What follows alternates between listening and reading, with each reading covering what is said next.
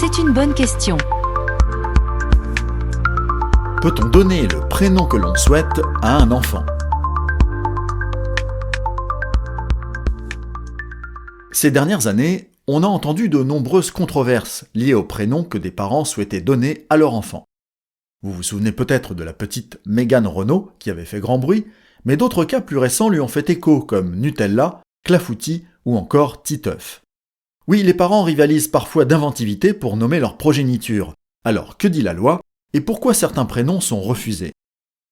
Jusqu'en 1993, les jeunes parents français devaient appeler leur enfant en choisissant son nom dans les calendriers ou en les nommant comme l'un des personnages historiques du pays. Les Jean, Pierre, Clovis ou Louis étaient donc nombreux. Cette loi datant du début du XIXe siècle, un premier assouplissement avait permis dès 1966 d'élargir le choix aux prénoms régionaux, à ceux issus de la mythologie et aux prénoms composés. Une avancée qui a offert une grande diversité en France avec des Anne-Sophie, des Athéna ou des Fanny pour les Provençaux. Mais ce n'est qu'avec la loi du 8 janvier 1993 que les parents ont acquis une grande liberté de choix dans les prénoms.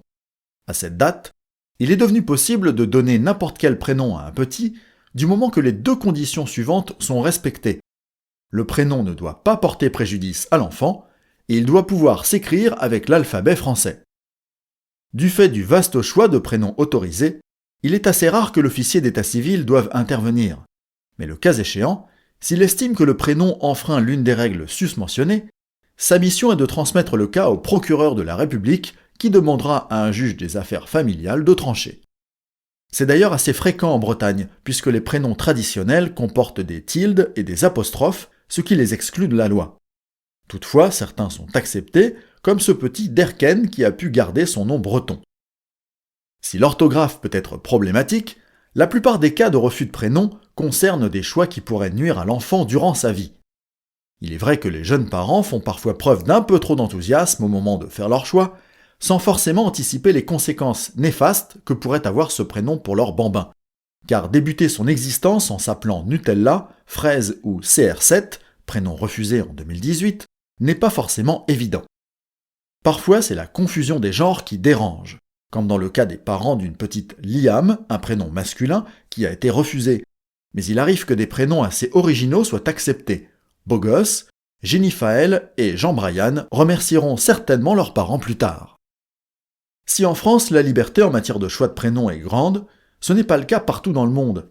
Il existe des pays où les prénoms disponibles sont listés, comme en Islande ou au Portugal, d'autres comme la Chine où le prénom doit être lisible par ordinateur, et dans de nombreux cas, la règle signifiant que le choix ne doit pas être discriminant pour le nouveau-né est appliquée.